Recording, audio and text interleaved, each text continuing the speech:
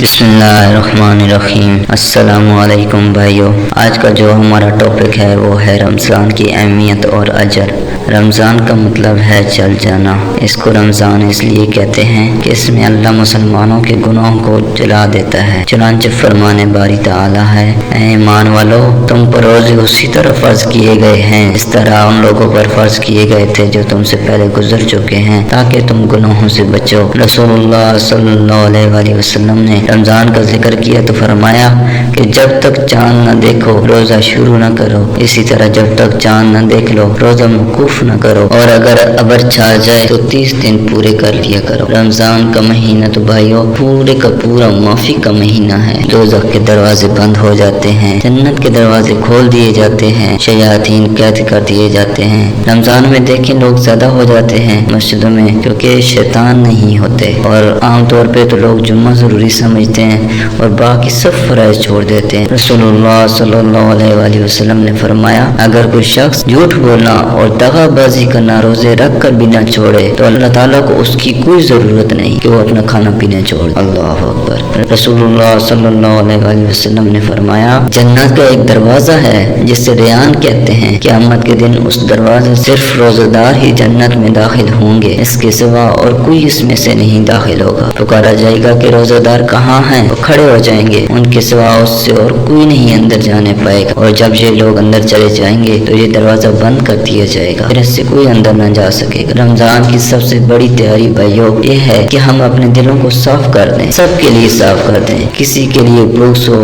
غصہ ہو، حسد ہو، جو بھی جذبے ہوں نیگیٹو، وہ سب باہر نکال پھینک اور صاف دل کے ساتھ رمضان شروع کرو۔ دل پہ غبار ایسے آتا ہے جیسے سین میں غبار آتا ہے۔ ہمارے گھر والے صفائی کرتے ہیں، سین کی روز سین صاف رہتا ہے، اسی طرح دل ہمارا سین ہے، اسے ہم نے خود صاف کرنا ہے۔ اپنے اللہ سے دعا کرو کہ اللہ میں نے تیری رضا کے لیے اپنا دل صاف کر دیا، کسی کی برائی، غصہ، بغض میرے دل میں نہیں ہے، چاہے جتنے ناراض کیوں نہ ہوں، معاف کر دو، اللہ کی رضا کی خاطر معاف کر دو۔ یہ سب سے بڑی تیاری ہے رمضان کی۔ حضرت عائشہ رضی اللہ تعالیٰ عنہ نے نبی کریم صلی اللہ علیہ وسلم سے نقل کیا کہ لوگوں کو قیامت میں ان کی نیتوں کے مطابق اٹھایا جائے۔ عبداللہ بن عباس رضی اللہ عنہ نے فرمایا، نبی کریم صلی اللہ علیہ وآلہ وسلم کی سخاوت اور خیر کے معاملے میں سب سے زیادہ سخی تھے، اور آپ وسلم کی سخاوت اس وقت اور زیادہ بڑھ جاتی تھی جب جبرائیل علیہ السلام آپ سے رمضان میں ملتے۔ جبرائیل علیہ السلام آپ صلی اللہ علیہ وآلہ وسلم سے رمضان شریف کی ہر رات میں ملتے، یہاں تک کہ رمضان گزر جاتا۔ نبی کریم صلی اللہ علیہ وآلہ وسلم جبرائیل علیہ السلام سے قرآن کا دور کرتے۔ جب حضرت جبرائیل علیہ السلام آپ سے ملنے لگتے تو آپ چلتی ہوا سے بھی زیادہ بھلائی پہنچانے میں سخی ہو جائے۔ ہمیں بھی اپنے پیارے نبی صلی اللہ علیہ وسلم کی طرح سخی ہونا چاہیے۔ سارے مہینوں کے نام عربوں نے رکھے ہیں، ایک رمضان کا نام اللہ پاک نے خود رکھا، سبحان اللہ، کیونکہ ابھی دنیا بھی نہیں بنی تھی تو اللہ نے قرآن کی تلاوت فرمائی تھی، اس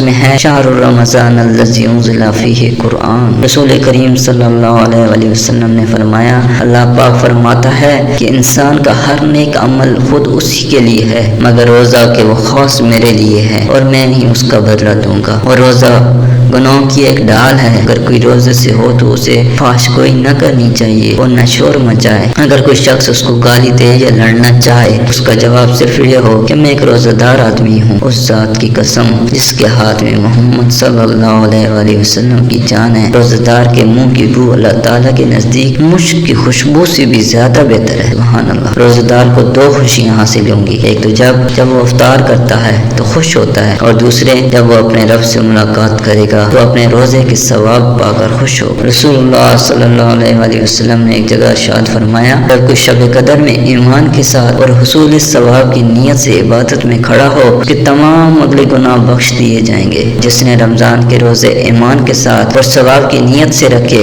اس کے اگلے تمام گناہ معاف کر دیے، سبحان اللہ۔ فرمایا جاتا ہے کہ ایک فرشتہ اعلان کرتا ہے اچھائی کرنے والوں سے کہ آگے بڑھو، اور برائی والوں کے لیے ایک فرشتہ اعلان کرتا ہے کہ آپ تو बस कर दो, रुक जाओ। एक अराबी परेशान हाल बिखरे हुए बाल रसूलुल्लाह सल्लल्लाहु अलैहि वसल्लम की खिदमत में हाजिर हुआ। उसने पूछा, या रसूलुल्लाह सल्लल्लाहु अलैहि वसल्लम, बताइए मुझ पर अल्लाह ताला ने कितनी नमाजें फ़र्ज की हैं? आप सल्लल्लाहु अलैहि वसल्लम ने फरमाया कि 5 नमाजें। ये और बात है कि तुम अपनी तरफ से नफल पढ़ लो। फिर उसने कहा, बताइए अल्लाह ताला ने मुझ पर रोजे कितने फ़र्ज किए हैं? आप सल्लल्लाहु अलैहि वसल्लम ने फरमाया कि रमज़ान के महीने के। ये और बात है कि तुम खुद अपने तौर पर कुछ नफली रोजे रखो। फिर उसने पूछा कि और बताइए ज़कात किस तरह मुझ पर अल्लाह ताला ने फ़र्ज की है? आप सल्लल्लाहु अलैहि वसल्लम ने उसे शरअल इस्लाम की बातें बता दी। जब इसे अराबी ने कहा कि उस ज़ात की कसम जिसने आप सल्लल्लाहु अलैहि वसल्लम को इज्जत दी, नाम है इसमें इससे जो अल्लाह ताला ने मुझ पर फ़र्ज कर दिया है कुछ बढ़ाऊंगा और न घटाऊंगा। इस पर रसूलुल्लाह सल्लल्लाहु अलैहि वसल्लम ने फरमाया